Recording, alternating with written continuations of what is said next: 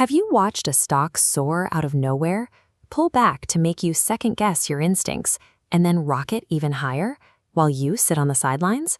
That distinct stair-step motion has a name.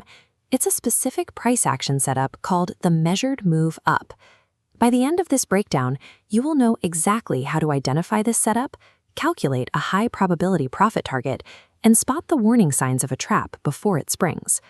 Right now, open your preferred charting software. Before we do anything else, turn on your volume indicators. You're going to need them.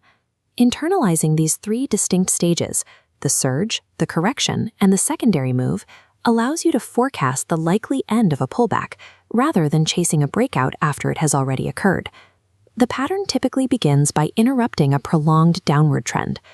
Look for an initial powerful price surge that snaps the stock out of its slump. This initial surge is called the first leg. This chart shows exactly how it should look, establishing a very clear, defined upward trajectory. After that climb, buyers inevitably take profits, and the stock enters a controlled pullback. This is the corrective phase. Historically, prices retrace between 40 to 60% of the first leg's gains during this window. Visualize this consolidation by drawing a trend channel, forming a falling wedge pattern. Notice how minor price peaks before the pattern act as a hard support floor. Aligning these prior peaks with the wedge's bottom shows exactly where the stock prepares to bounce. Knowing exactly where a pullback should mathematically find support prevents panic. It allows you to hold your position confidently through a standard, healthy market correction. But there are strict limits.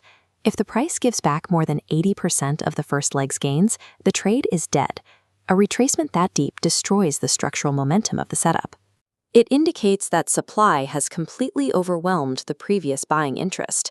Assuming the support holds, wait patiently for your exact entry trigger.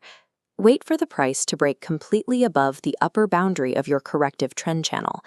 Once it breaks the boundary, immediately check your secondary indicator. The breakout must be accompanied by rising volume. A standard Wall Street axiom applies perfectly here. Rising prices demand high volume to sustain them, whereas falling prices can decline on their own weight. If you see a breakout on low or receding volume, treat it as a massive red flag. It indicates a total lack of institutional buying pressure.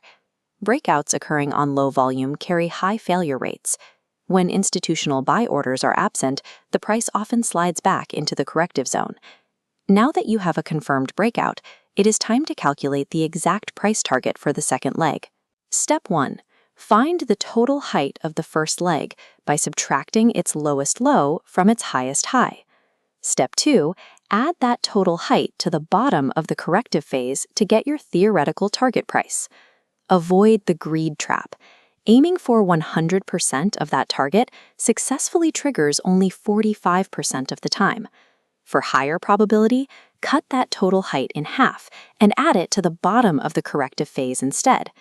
Even with a conservative target, watch the charts closely as the price climbs. This pattern frequently breaks down mid-trade by forming a double top. This chart shows what happens when the second leg struggles to surpass the peak of the first leg.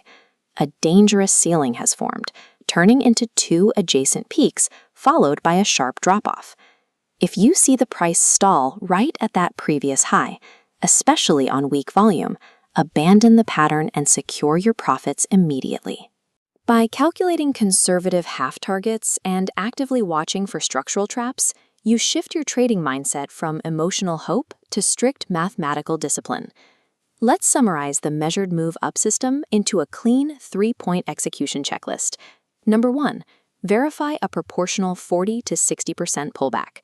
Number 2, confirm high volume on the breakout. And number 3, set your limit orders using 50% of the first leg's height. Your next step is to open your charts and scan recent market uptrends. Look for those developing falling wedges and test the math yourself. Keep in mind, these concepts do not constitute financial advice. Trading involves significant risk, and past performance does not guarantee future results. Successful technical analysis is never about predicting the future with certainty. It is strictly a mechanism for defining your parameters